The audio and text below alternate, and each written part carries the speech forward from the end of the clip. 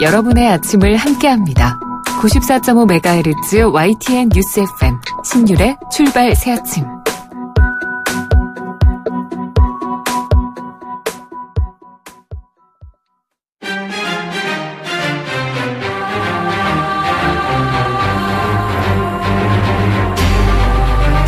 매일 아침을 뉴스로 깨웁니다. 신율의 출발 새아침.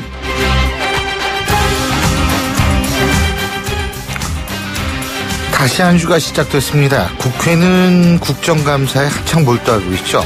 이번 국감 역시 과거의 국정감사와는 별다른 차이가 없는 것 같죠. 파행으로 점철되는 상임위가 많고 굵직한 증인들은 이번에도 국정감사에 출석하지 않고 있습니다. 그래서 이번 국감 역시 맥 빠진 국감이란 말들이 나오고 있는데 이렇듯 증인마저 국감에 안 나오는 이유, 물론 개인적 사정도 있을 수 있습니다만 국회가 그만큼 권위를 잃어버렸기 때문이라는 것도 한 원인이 될 것 같습니다. 권위주의는 청산돼야 할 존재는 맞지만 권위는 권위주의와는 다른 존재로 어떤 사회든 반드시 필요한 요소입니다. 그런데 우리 사회에서 이런 권위가 자꾸 사라지고 있는 것 같아서 안타깝습니다.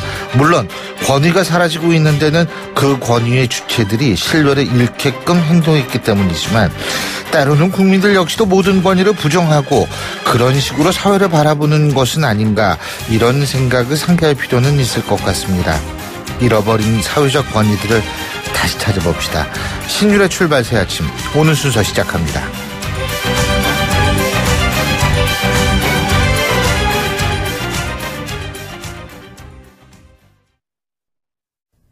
YTN 라디오 신율의 출발 새아침. 예, 지금까지 들어온 뉴스 정리해 보겠습니다. 백병규 시사평론가 스튜디오에 나와 계십니다. 어서 오십시오. 안녕하십니까. 예. 렉스 틸러슨 미 국무부 장관이 트럼프 대통령이 북핵 문제의 외교적 해결 노력을 계속하라는 점을 분명히 했다, 이렇게 얘기를 했네요. 하지만 전제 조건이 있죠. 첫 폭탄이 떨어질 때까지, 이렇게 이제 전제 조건을 달았습니다. 그렇죠. 예. 이제 트럼프 미 대통령의 그 참모진들도 이 중의적인 어법을 많이 사용을 하는 것 같은데요. 이 틸러슨 미 국무장관 어제 그 CNN과의 그 인터뷰에서 트럼프 대통령은 북한과 그 전쟁하는 것을 추구하지 않고 있다면서 대통령은 그 외교적인 노력을 계속할 것임을 이제 분명히 했다고 말했습니다. 예. 틸러슨 국무장관은 이어서 그 외교적인 노력은 첫 폭탄이 토하들 때까지 계속될 것이라고 얘기했습니다. 외교적인 노력이 그 실패할 경우에는 그 군사적 대응 가능성도 배제하지 않겠다라는 이제 언급으로 이렇게 풀이되기도 하는데요. 예. 틸러슨 장관은 또 그 트럼프 대통령이 그 이란 핵협정을 그 준수하고 있다는 것을 그 인증하지 않으면서도 최종 결정을 미 의회에 그 넘긴 것에 대해서도 우리는 협정을 유지할 것이라고 얘기를 했는데요. 그러나 이란이 그 핵협정을 그 기술적으로 위반하고 있지만 개선할 여지가 있다, 이렇게 이야기를 했고요. 그러면서 그 추가 협의 필요성을 이제 강조하기도 했습니다. 자신이 그 대통령을 그 멍청이라고 불렀는지 여부에 대해서는 이는 그 워싱턴의 게임이라면서도 그 구체적인 언급은 피했습니다. 허버트 맥메스터 이 백악관 국가안보부 장관은 이 폭스뉴스의 그 인터뷰에서 그 트럼프 대통령은 북한이 핵무기로 미국을 위협하는 것을 막는 데 필요한 것이라면 무엇이든 할 것이다, 이렇게 얘기도 했다고 하죠. 예. 그때 그 멍청이라고 얘기한 거를 좀 속 시원히 한번 얘기를 해주면 참 아마 좋을 것 지금 뭐 같습니다. 미국 MBC 보도 등에 따르면 예. 그렇게 이야기한 것은 맞는 것 같습니다. 참. 자, 시진핑 중국 국가주석이 14일 폐막한 중국 공산당 18기 중앙위원회 8차 전체회의. 이게 참 이 사회주의, 정치적으로 사회주의 정권은 이름이 길어요. 네. 근데 여기에서 집권일기를 마감하고 18일 날 이제 개막하죠. 18차 당대회에서는 차기 지도부 인선이 발표될 예정이라고 하는데, 시진핑 국가가 상당히 막강한 이제 관림자에 오를 가능성이 높지 않습니까? 네. 이 18기 7중전회라고 하죠. 줄여서. 이 시진핑 주석 집권 일기를 그 극단적으로 평범하지 않은 5년이라고 이제 높게 평가를 했습니다. 네. 앞으로 그 18일 열리는 그 당대회에서 그 시진핑 주석의 그 권력 강화가 얼마나 구체화되느냐가 이 당대의 그 주요 포인트인데요. 예. 시진핑 주석 중심의 1인 권력 체제가 그 강화되면서 그동안 중국 공산당 그 집단 지도 체제의 그 유지 여부가 그 초미의 관심사가 되고 있습니다. 예. 또 그 특정 정치 세력의 그 독주를 막기 위해서 현 지도부가 그 차기 총서기와 그 총리 후보가 아니라 이 차차기 총서기와 그 총리 후보를 미리 지명토록 하는 이른바 격대, 한 대를 뛰어넘는다는 이야기죠. 이 격대 후계자 제도가 계속 유지될 것인지 여부도 주목이 됩니다. 차기 총서기와 그 총리 후보는 지난 그 지도부인 그 후진타오 전 주석 때 이제 그 지명이 됐는데 그중 한 명인 순정차이 전 그 총칭시 서기가 부패한 혐의로 그 낙마한 상황이어서 이 격대 후계자 제도 계속될 수 있는지 이제 그 주목되고 있습니다. 예. 자, 그리고 한미가 동서해에서 이제 고강도 연합훈련에 돌입을 하는데 여기에 대한 북한의 반응도 이게 우리가 주목을 해봐야 될 것 같아요. 네. 그 지금 북핵 위기가 그 고조되는 가운데 실시되는 그 한미 간 그 비정규 훈련이라는 점에서 주목이 됐는데요. 특히 이제 미국의 그 주요 전략 자산들이 그 대거 투입이 되고 있죠. 이번 훈련에는 미국 측 그 핵 추진 항공모함인 그 로널드 레이건 호 그 항모 강습단이 이제 그 참여를 하게 됩니다. 항모 강습단에는 그 이지스 구축함과 그 미사일 순양함, 군수 지원함, 핵 추진 잠수함 등이 이제 편성되어 있는데요. 우리 해군도 그 이지스 구축함인 그 세종대왕함을 비롯해서 이 수상함과 그 잠수함을 이제 투입하게 됩니다. 이번 훈련에 투입되는 한미 양국의 함정만 무려 40여 척입니다. 이게 보통 작은 규모가 아닌데 그렇죠. 훈련은 26일까지 지금 10일 동안 이제 실시가 됩니다. 북한이 여기에 대해서 어떤 대응을 보일지 여부도 좀 주목이 되고 있죠. 루스벨트 함도 이쪽으로 오고 있다고 그러지 않습니까? 네, 그렇습니다. 예. 자, 법무부가 자체적인 고위공직자 비리 수사처 여기 설치 방안을 발표를 했는데 이것도 좀 규모가 줄었다 그래가지고 말들이 좀 있는 것 같아요. 네, 이제 정부안을 발표한 셈인데요. 지난달 이제 그 법무검찰개혁위원회가 내놓은 안보다는 규모와 그 수사 대상 인사와 그 범죄 대상이 이제 그 축소가 됐습니다. 당초 슈퍼 공수처안이다. 너무 규모가 너무 큰 거 아니냐. 이런 평가를 받았던 이 법무검찰개혁위원회 그 공고안은 이 공수처 소속 검사를 30명에서 50명, 수사관은 그 50명에서 70명으로 그 구성하기를 그 제안을 했는데 그러나 그 법무부안은 이 공수처 검사를 그 25명 이내 수사관도 그 30명으로 정했습니다. 공고안에서 그 최대 그 120명이던 그 공수처 그 수사인원이 그 절반 이하인 55명으로 이제 그 축소가 된 것이죠. 또 그 공수처 검사 임기도 공고안은 6년과 그 연임 제한 없음이었는데 이 법무부안은 3년 및 그 3회 연임 가능으로 이제 그 제안을 했습니다. 수사 대상도 그 전체 그 고위 공무원단에서 그 정무직 공무원으로 또 그 수사 대상 범죄도 이 직무 관련으로 그 축소 조정됐습니다. 당초 법무검찰 개혁안이 그 규모와 인력, 이 수사 대상 등에서 너무 좀 방대하다. 이런 그 정치권 안팎이 이제 그 지적을 좀 반영한 것으로 풀이되고 있지만 그러나 공수처의 힘을 너무 뺀 것 아니냐 이런 지적도 같이 나오고 있습니다. 그리고 자유한국당이 노무현 전 대통령 유가족들을 고발했네요. 그러네요. 이 국정원과 군사이버사령부 등의 그 자체적인 그 개혁위원회와 그 검찰의 그 전방위적인 이 권력기관 그 적폐 수사에 대한 맞불 차원으로 이제 풀이가 되고 있는데요. 이 자유한국당은 노무현 전 대통령의 부인인 그 권양숙 여사와 장남인 권호 씨 그리고 딸 그 노정현 씨와 그 적과 사이 그 연철호 씨 그리고 박연차 태광실업 회장 등 5명을 이 뇌물수수 혐의로 이제 고발을 했습니다. 예, 오늘 말씀 여기까지 듣겠습니다. 고맙습니다. 네, 고맙습니다. 예, 지금까지 백병규 시사평론가였습니다.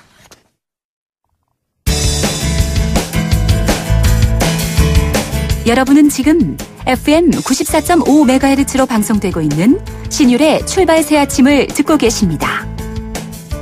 의견 주실 분은 짧은 문자 50원, 긴 문자 100원의 이용료가 드는 휴대전화 문자 메시지 우물정 0945번으로 의견 남기실 수 있습니다.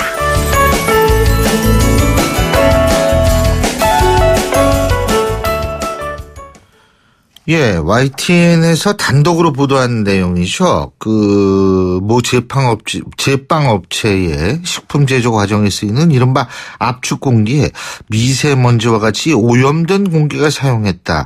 이런 의혹이 지금 제기가 됐는데요. 이 압축공기라는 게 우리가 먹는 식품에 직접 맞닿는 부분이기 때문에 사실 먹거리 안전 이거 좀 걱정되지 않을 수 없는데요. 이 오염된 압축공기를 쓰고 있는 제빵업체를 직접 확인하고 오신 분입니다.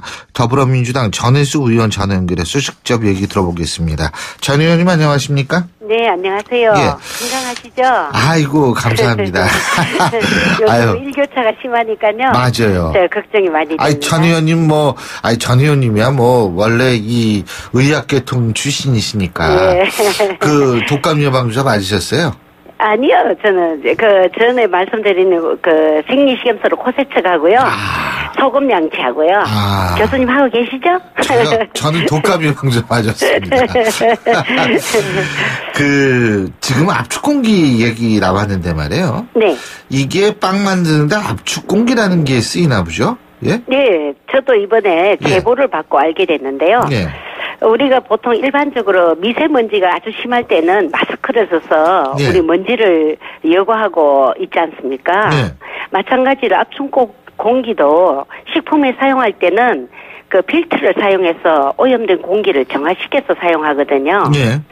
그래서 제가 이번에 국감 때 또 현장에 답이 있다는 생각으로 예. 이 제보를 받고 2개 공장을 방문했습니다. 근데 좀 재밌는 거는요. 한 개 공장은 압축공기 필터를 오염된 게 사용하고 있다는 제보를 받았는 곳이고 예. 또 한 개 공장은 좀 잘 되어 있다는 우수 기준을 자랑하는 공장이었거든요. 근데 정작 현장에 가보니까 제보받은 곳은 새 필터로 깨끗하게 교체를 해서 관리하고 있었고요. 네. 그 햇습이라고 하는 우수 기준을 자랑하는 그 대기업은 오히려 압축공기가 심각하게 오염돼 있었어요. 예. 근데 아까 말씀하신 것처럼 빵 하나를 우리가 거의 뭐 식사를 빵으로 때우는 분들이 많잖아요. 예. 근데 빵 하나 두고 볼 때도 빵 원료를 제대로 우수 기준으로 했느냐, 빵을 만드는 과정이 위생적이냐, 포장 과정이 제대로 되었느냐, 포장 재질이 위생이냐 이런 걸 한다고 우리가 우수 기준을 만들었는데 예. 정작 이 과정에 그 사용된 압축공기에 대해서는 위생 기준이 전혀 없었어요. 예. 이게 이번 조사의 핵심이었거든요. 근데 이 압축공기가 이렇게 좀 오염이 됐으면 실제적으로 그게 만일 말이에요. 빵이라든지 아니면 뭐 이런 다른 그 빵 관련된데 이렇게 접촉이 돼서 오염을 많이 시켰다고 가정을 하면 네. 우리가 그 제빵이라든지 이런 위생 기준에 걸릴 거 아니에요. 근데 안 걸린 걸 보면 이 압축공기가 그래도 뭐 그렇게 큰 영향은 안 주는 거 아니냐 이런 생각을 할 수 있을 것 같은데 어떻습니까? 예, 그게 우리나라 외국의 유럽 같은 데 잘 되어 있는 데는요. 네. 이 기준이 되어 있습니다. 되어 있는데도 불구하고 우리나라에 없는 거죠. 예. 근데 뭐 말씀하신 것처럼 이게 우리 빵을 갖다가 이 에어건이라고 하는데요. 이 예. 압축공기가 구워진 빵을 한쪽으로 모으기 위해서도 사용되고 제가 가보니까 예. 빵판에 있는 빵 부스러기 청소하는 데도 사용되고요. 예. 식빵 같은 거 덩어리 빵을 자르고 나서 이 포장하기 전에 빵 부스러기 제거하는데도 이걸 거의 직접 이렇게 닿게 하는 거더라고요. 그런 라인 전체에 그렇게 청소하고 그 위에다가 빵을 또 올려놓는다 이 말씀이시잖아요. 그렇죠. 그죠? 그래서 예. 그 빵들이 계속 오는데 그걸로 청소하고 또 오고 이게 물을 사용 못하니까 그래서 이 압축공기가 굉장히 이 빵에도 굉장히 영향을 크게 미치겠구나 하는 생각을 제가 했었거든요. 그런데 제가 이번에 그 압축공기 그걸 이제 필터를 발견해서 그걸 열려고 하니까 공장 라인 전체를 멈추지 않으면 그 필터를 열 수가 없더라고요. 그 정도로 압축공기가 생산에 광범위하게 사용되고 있었어요. 근데 제가 이제 한 곳에 깨끗하다는 곳하고 지금 오염됐다는 곳을 비교를 했는데 저도 보고 깜짝 놀란 게 너무 이 새카맣게 끼어 있고 수분도 많고 곰팡이도 이렇게 막 붙어 있는 게 보였거든요. 잘 아시겠지만 압축공기 필터가 새까맣게 된 가장 큰 원인이 활성탄이에요. 예. 근데 이 활성탄이 압축공기를 만드는 컴프레서에서 오일을 사용하고 있는데 이 압축공기 오일이 섞여 나오지 않도록 하기 위해서 활성탄을 사용하고 있더라고요. 그 공장 설비 담당자 말로는 3년 전쯤에 라인을 새로 꾸밀 때 필터가 들어가고 했었는데 그 뒤로 언제 교체했는지 모른다고 했어요. 그러니까 이것을 필터를 언제 교체했는지 대장도 없는 거죠.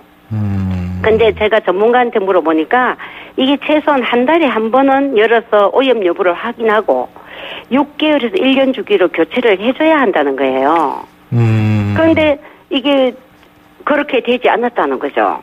예. 이거 가는데 시간이 오래 걸리나요? 아니요. 그렇게 오래 걸린 것도 아니에요. 그러면은 그 전문가로서 보실 때 이게 압축 이렇게 좀 오염된 이런 압축 공기가 닿은 음식을 먹었을 때 우리 건강에 어떤 영향을 미친다고 보십니까? 예, 이게 보면 활성탄이라는 게 쓰이잖아요. 이 활성탄은 매우 유해해요. 그래서 이걸 걸러주는 또 다른 필터가 설치되어 있거든요. 근데 이 활성탄을 거르는 다른 필터까지 또 망가져가지고 이 전체가 압축 공기 필터에 활성탄이 잔뜩 끼어 있었어요. 이게 안도 유발할 수 있는 그런 정도로 아주 나쁜 거거든요. 이게 지금 했다면 이 압축 공기가 빵을 오염시키고 빵 굽는 판이나 빵에 옮겨있는 벨트에 압축 공기가 뿌려져서 다른 빵들로도 이게 사실을 오염됐다라고 보는데 우리나라에 다만 이 기준이 없다는 데 문제가 있다는 거죠. 예. 아니, 근데 제가 궁금한 거는요. 자, 막 빵판 같은 거 만들어낸 빵 가루 같은 거 이제 압축 공기로 다 없앤다는 거 아닙니까? 그죠? 네네. 그럼 그 위에 이제 빵을 또 올려놓지 않습니까? 그래서 이제 문제가 되는 건데, 그렇다면 올려놓은 빵을 아무래도 위생검사 같은 걸 할 거 아니에요? 정부에서. 그죠? 안 하나요? 하죠. 그러면은 거기에 예를 들면 곰팡이면 곰팡이다 뭐 이런 것들이 발견이 돼야 되는 거 아닌가요? 근데 조사라는 게 저희들도 이렇게 나가보면 그게 항상 나갈 수 있는 건 아니거든요. 헬스 기준을 할 때 항상 나갈 수 있는 게 아닌데 우리는 조금이라도 국민들이 그런 기준을 이걸 둬야 되는데 외국 같은 데는요. 이 유럽의 경우는 이 특별히 압축 공기 안에 먼지, 수분 함유량, 오일 등 세분화는 관리를 하고 있어요.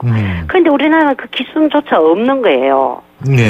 그러니까 헬스업이라는 우수 기준 어디에도 압축 공기와 관련된 기준이 없다는 데 문제가 있는 거죠. 그러니까 관계자들도 이 부분에 없으니까 이거는 뭐 위법한 거 아닙니다라고 이야기를 하는 거죠. 식약처 시견도 같이 나갔거든요. 그거는 뭐 지금 현재 법규상으로 그렇겠죠. 예, 법규상. 그래서 우리가 이게 정말 이거 심각한 거다. 이거 전체 다 우리나라 전체 다 헬스업 우수 기준에 이걸 다 기준을 적용해라. 그리고 또 조사를 해서 내가 국정감사할 때 보고를 해달라 이렇게까지 이야기를 했습니다 지금. 그래서 보고한답니까? 예, 보고하겠다고 이야기를 하는데 제가 이제 국정감사 때 보고를 받아봐야 됩니다. 예, 그렇군요. 이게 뭐 심각한 거죠. 특히 저희들이 찾아간 곳이 대기업인데 이게 자랑하는 대기업조차 이런 문제가 있다는 거죠. 그럼 영세한 기업은 오죽하겠어요. 네.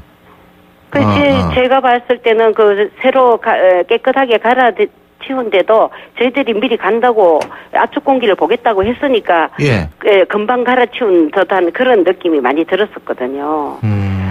그래서 이거는 저는 지금 현재 우리나라에서 빨리 이 우수 기준을 만들어서 더 이상 이 압축 공기로 인해서 이 우리 국민들이 깨끗한 빵을 드셔야 되는데 깨끗한 빵을 드시 못하는 이런 부분을 기준을 빨리 마련해야 된다 이렇게 생각하고 있습니다. 알겠습니다. 저희가 국정감사 때 또 열심히 한번 보겠습니다. 이거 중요한 감사합니다. 거죠. 예.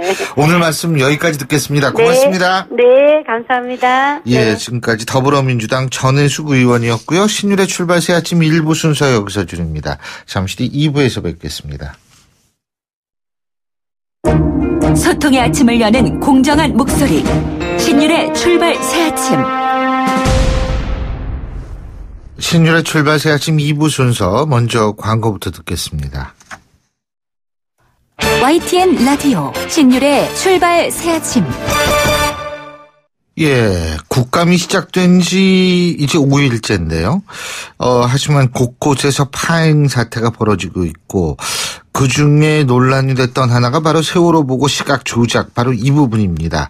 박근혜 전 대통령이 세월호 참사 당일 최초 보고받은 시점이 10시가 아니라 9시 30분이었다. 다시 말해서 최초 보고 시각을 청와대에서 조작했다, 이런 의혹이 제기되고 있는 건데요. 자, 세월호 참사 당시에 세월호 가족들의 변호인분이죠. 변호사 출신 더불어민주당 박주민 의원 전화 연결해서 얘기 나눠보겠습니다. 물론 청취자 여러분도 잘 아시겠지만 보통 저희가 하루에 두 당을 연결하는 일이 없는데 이 한 당을 연결하는 일이 없는데요. 오늘은 주제의 특성상 여당을 2번 연결하게 됐다는 점을 여러분께 말씀을 드리고 내일은 야당 쪽 입장을 들어보는 시간 마련하겠다는 점 미리 말씀드리겠습니다. 박주민 의원 연결합니다. 안녕하십니까? 예, 안녕하십니까? 예. 자, 일단 10시가 아니라 대통령한테 최초로 서면 보고된 게 9시 반이다. 최초 보고가 이거죠? 예, 그죠? 맞습니다. 예. 근데 이제, 이 30분 차이가 나는 건데, 30분이라는 게 어떤 의미를 갖고 있는지부터 말씀해 주시겠습니까? 예, 많은 분들이 30분 차이가 무슨 큰 의미가 있겠느냐라고 말씀을 하시기도 합니다. 네. 근데, 실질적으로 해경이 사고역에 도착했던 시간이 9시 35분. 그러니까 그 당시 구조가 가능한 시점은 9시 35분이었다는 것이죠. 그리고, 배가 많이 기울어져서 해경이 전부 배에서 떠난 시간이 대략 10시 15분에서 17분 사이입니다. 그렇게 된다면은 실제로 구조가 가능했던 골든타임, 마지막 골든타임이 바로 35분에서부터 42분 정도, 10시 한 15분 정도까지 40분 또는 40 한 2, 3분 정도 되는 시간이었는데요. 네. 그중에 대부분에 해당하는 시간이 바로 이번에 조작된 30분이라는 의미입니다. 특히 이준석 선장이 탈출했던 시간이 9시 54분인데요. 예. 이때 만약에 제대로 된 탈출 방송만 이루어졌다면 6분 15초, 6분 17초 만에 전원이 탈출할 수 있었다라는 시뮬레이션 결과 보고도 있습니다. 예. 이것은 대법원에 의해서도 인정이 됐던 시뮬레이션 보고서죠. 그렇기 때문에 골든타임 중에 골든타임 때 아무것도 안 한 것이고요. 청와대가. 그것을 아마 숨기기 위해서 조작한 것 아닌가 이렇게 보고 있습니다. 예. 청와대가 아무것도 안 했다. 그러면은 현장도 아무것도 안 하게 되는 건가요? 현장에서 벌어졌던 상황을 다시 말씀드리면 그 당시에 어떠한 해경도 선내에 진입하지 않았죠. 그리고 어떠한 방법으로도 지시가 없어서 그렇다 이 말씀이시죠. 어떠한 방법으로도 탈출 명령을 하지 않았었습니다. 그리고 그 근처에 있었던 여러 관제센터에서도 제대로 된 대응을 못하고 있었고요. 그럴 경우에는 컨트롤 타워였던 데에서 그런 것들을 조정을 해줘야 됩니다. 상황에 대한 보고를 받았으니까요. 예. 그런데 그 당시 이제 컨트롤 타워 역시 청와대였다는 것이 또 이번에 밝혀졌는데 청와대에서 아무런 조치를 하지 않은 것이죠. 그냥 현장에 있는 해경들에게만 맡겨놓은 것. 분명히 우왕좌왕하고 있었고 아무것도 하지 않고 있었던 상황이었는데 수습안간하고 있었던 것. 그런 것들이 문제라는 것입니다. 지금 그 문건은 이제 불법적으로 시간을 조작한 거고 내용은 아니죠. 시간을 현재까지 파악된 것은 이제 시간을 조작한 것이고요. 내용을 조작한 것은 이제 국가위기관리 기본 이제 청와대에서 이제 행안부로 가는 거죠.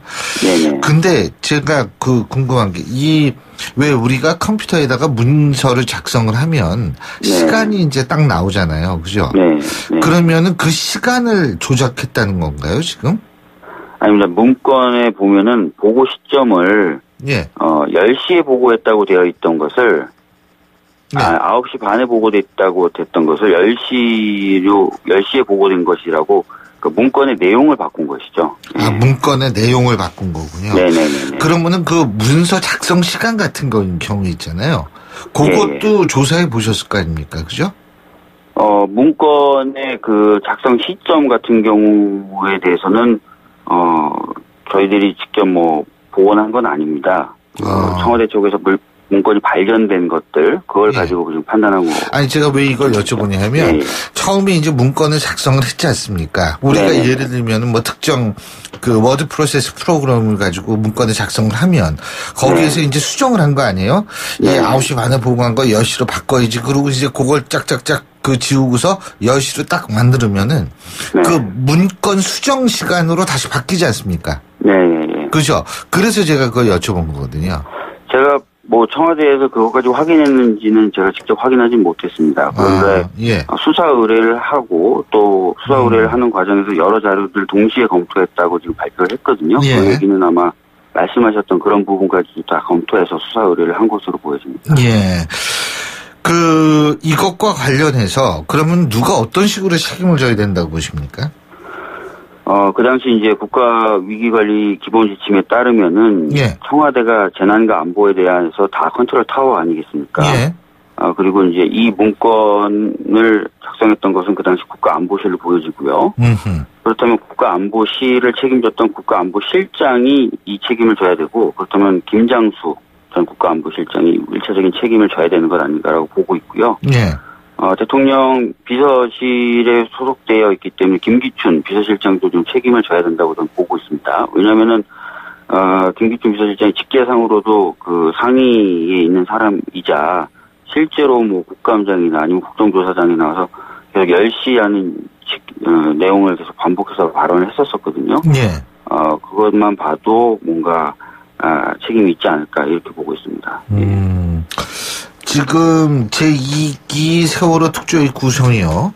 이것도 이제 많은 관심이 쏠렸는데 지금 어느 정도 진행이 되고 있어요. 여기서도 이걸 또 조사할 수 있는 거 아니겠어요, 그죠? 예, 맞습니다. 예. 2기 세월호 특조위를 만들 수 있는 법은 작년에 발의가 돼서요. 야당이 협조를 얻지 못할 것을 예상해서 신속처리안건으로 지정을 해놨습니다. 네. 신속처리안건으로 지정해 놓으면 330일이 지나면 자동적으로 본회의에 상정되게 되어 있습니다. 330일이요? 네, 330일이요. 아니, 긴급인데 330일을 기다려야 돼요? 예, 그렇습니다. 국회 선진화법이 들어오면서 같이 들어온 제도인데요. 국회 선진화법이 너무 이제 본회의로 올라가는 걸 막다 보니까. 긴급이 아니면 큰일 나겠네요, 이거. 예? 그렇습니다. 예. 330일이 지나는, 그러니까, 완성되는 날이 이제 11월 17일 경우로입니다. 그러니까 예. 이제 그 이후에 잡히는 본회의에는 이게 상정이 되도록 돼 있어서 11월 중에는 본회의에 상정이 돼서 표결을 거칠 것으로 그렇게 보고 있습니다. 그렇군요.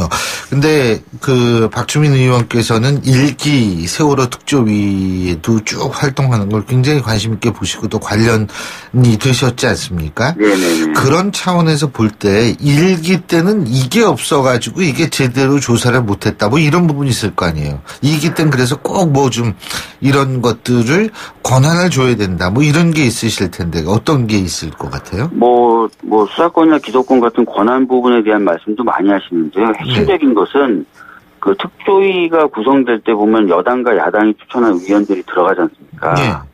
그런데 가장 심각했던 문제가 당시 여당, 즉 새누리당이 추천했던 위원들이 수사에 적극적이지 않고 소극적이거나 심지어는 청와대 BH 조사에 대해서는 적극적으로 방어까지 했다는 것이죠. 그래서 내부에서 그런 어떤 방해 흐름이 있으니까 권한이 있어도 권한 행사하지 못했던 경우가 굉장히 많았거든요. 네. 그래서 그런 부분에 대해서 적절히 좀 미리 예방할 수 있는 조치들이 좀 필요하다고 보고 있습니다. 특히 이번에 이제 청와대에서 발견됐던 문건들을 보면은 세월호 특조위 내부의 당시 여당 추천위원들 보고 BH가 이제 조사 대상으로 결정되는 과정을 막으라는 취지의 문건이 다수 발견됐거든요. 여기서 BH라는 건 이제 블루하우스 청와대 말씀하시는 거죠? 예, 청와대요. 예. 그래서 그런 것들을 좀 막을 수 있는 장치들이 일단은 기본적으로 갖춰져야 된다고 생각하고 있습니다. 예. 지금 노회 수위 국감은 10분 만에 파행됐다 그러더라고요. 이 세월호 보고 시점 조작 논란 때문에요. 예. 네. 이게 지금 자유한국당에서는 청와대 발표 시점이 박근혜 전 대통령의 구속기간 연장하고 맞물려가지고 또 국정점 조사에 영향을 미치기 위해서 지금 했다. 이렇게 반발하는 모양인데 이거 어떻게 보십니까? 글쎄요. 만약에 그렇게 주장을 하신다면은 저희 입장에서 굉장히 답답한데요. 네. 많은 국민들이 이 부분에 대해서 굉장히 분노하고 계시거든요. 왜냐하면 국민의 생명과 안전을 책임져야 될 국가가 책임을 못 졌을 뿐만 아니라 나중에 돌아올 법적인 책임이라든지 이런 것까지 피하기 위해서 네. 보고 내용을 조작하고 심지어는 국가 위기관리 기본 지침이라는 것까지도 손을 댔다는 것이거든요. 이 부분은 굉장히 좀 문제를 삼을 수밖에 없는 것인데 이렇게 당연한 문제 제기에 대해서 정치적인 공세다라고 이제 폄하해버리는 것 자체가 하나의 정치 공세가 아닐까 이렇게 생각을 합니다. 예, 그래서 그런 식의 문제 제기를 하시기보다는 진짜 이런 일이 있었는지 힘을 합쳐서 좀 같이 조사를 하고 그리고 그 결과 그렇게 명확하게 드러나게 된다면 책임질 부분을 좀 책임지게 만드는 게 진짜 국민을 위한 것이 아닌가 생각합니다. 제가 한 가지만 더 여쭤보는 게요. 네. 컨트롤 타워요. 이거 자기네들끼리 그냥 줄 쭉쭉 긋고 마음대로 바꿔도 되는 거예요? 안 됩니다. 절차에 따르면은 법제처의 심의를 받아야 되고요. 예. 심의를 받은 후엔 대통령의 재가가 있어야 됩니다. 그런데 그런 절차를 전혀 밟지 않았다는 것이고요. 그래서 그거 자체도 하나의 범죄를 구성한다고 지금 보고 있는 것입니다. 예, 그렇군요. 그리고 자유한국당에서는 지금 노무현 전 대통령의 유가족을 640만 달러 수수 의혹과 관련해서 검찰에 고발을 했는데 이게 맞불이인가요? 이게 어떻게 봐야 돼요? 사실 이 부분이 저희들이 봤을 때 굉장히 답답한데요. 이미 이제 노무현 전 대통령의 경우에 서거를 하셨기 때문에 노무현 전 대통령에 대한 부분은 조사가 불가능하죠. 그러니까 조사가 불가능하다는 것은 자유한국당도 알고 있습니다. 알고 있음에도 불구하고 계속 조사를 하라는 거죠. 조사가 불가능함에도 불구하고. 그러니까 이런 식의, 그러니까 조사가 안 되는데 조사를 하라고 지금 하는 거, 조사가 불가능한데, 물리적으로나 객관적으로. 그걸 자꾸 조사하라고 하는 것 자체가 저희들로서 참 답답하죠. 알겠습니다. 어쨌든, 저희가 이거 어떻게 돌아가는지 국민들이 쭉 지켜본다라는 거 정치권에서 잘 좀 봤으면 좋겠네요. 오늘 말씀 여기까지 듣겠습니다. 고맙습니다. 감사합니다. 지금까지 더불어민주당 박주민 의원이었습니다. 신율의 출발새 아침 2부 순서 여기서 줄이고요. 전 8시 10분 3부에서 뵙겠습니다.